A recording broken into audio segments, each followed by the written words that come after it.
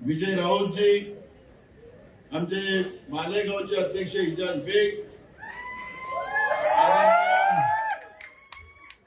या कार्यक्रमाला उपस्थित झालेले तालुक्याचे संपूर्ण अध्यक्ष, फ्रंटल काँग्रेसचे जिल्ह्याचे अध्यक्ष, मग युवक काँग्रेस, एमयूसीआय, महिला काँग्रेस, सेवा दल आणि सेलचे सगळे जिल्ह्याचे अध्यक्ष आणि त्यांचे पदाधिकारी, मोठ्या संख्येने उपस्थित झालेल्या या ठिकाणी माता बहिणी, आमचे सगळे वडीलधारी मंडळी, युवक मित्र आणि पत्रकार बंधू,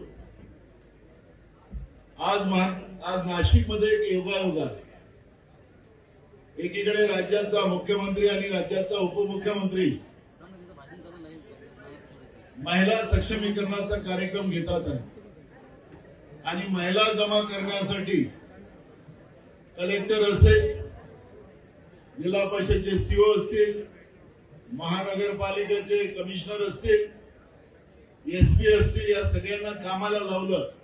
आशा वर्कर असेल, अंगणवाडीच्या शिक्षिका असतील, मदतनीस असेल, या सगळ्यांना बचत गटांना जमा करण्याची जबाबदारी त्यांच्याकडे दिली आणि इथं मोठ्या संख्येनं महिला आणल्या. त्याला कुठल्याही शासकीय योजनेतून तुम्ही इथं आला नाही. तुम्ही जे महाराष्ट्रामध्ये महिलांवर अत्याचार होते, त्या अत्याचाराच्या विरोधात लढा करण्यासाठी रणरागिणी तुम्ही इथं आल्यात, त्याबद्दल तुम्हाला मी सगळ्यांना शालूट करतो.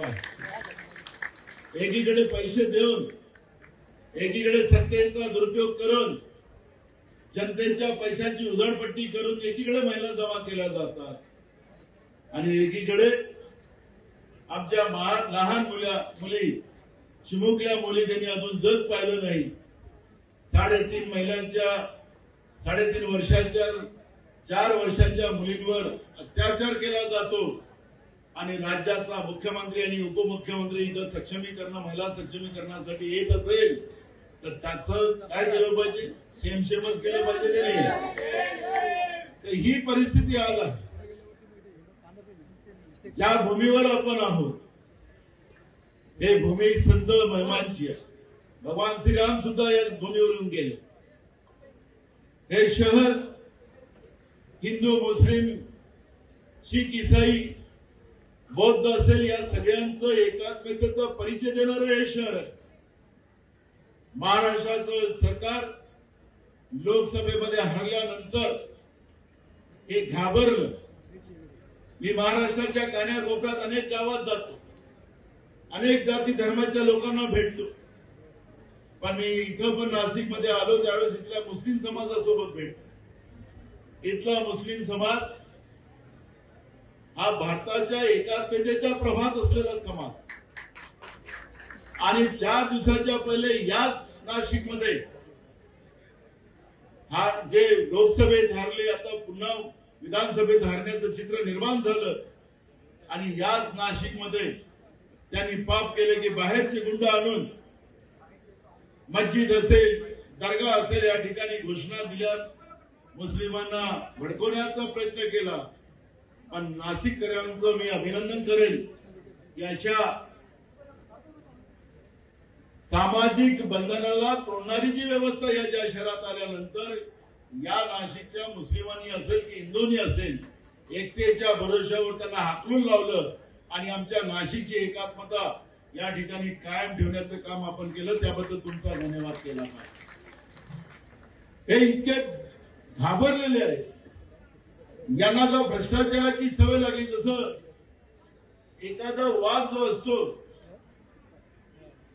त्याला एखाद्या माणसाचं रक्त लागलं की मग त्याला माणूसच खायची असते, त्याला काय म्हणतात त्या वाघाला? नरभक्षा. सत्तेचं यांना जो रक्त लागलेलं आहे भ्रष्टाचाराचं, हे भ्रष्टाचार भक्षक लोक आहेत आणि त्याच्यामुळे सत्तेच्या बाहेर गेल्यानंतर आमचं काय?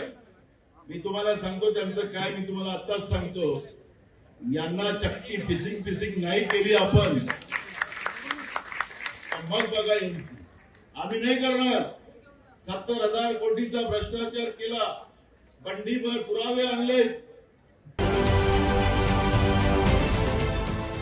देश विदेशातील प्रत्येक घडामोडींचे लाईव्ह अपडेट मिळवण्यासाठी आता साम टीव्हीच्या सर्व सोशल मीडिया प्लॅटफॉर्मला लाईक, फॉलो आणि सबस्क्राईब करा. तसंच सर्व नोटिफिकेशनसाठी बेल आयकॉन प्रेस करायला विसरू नका.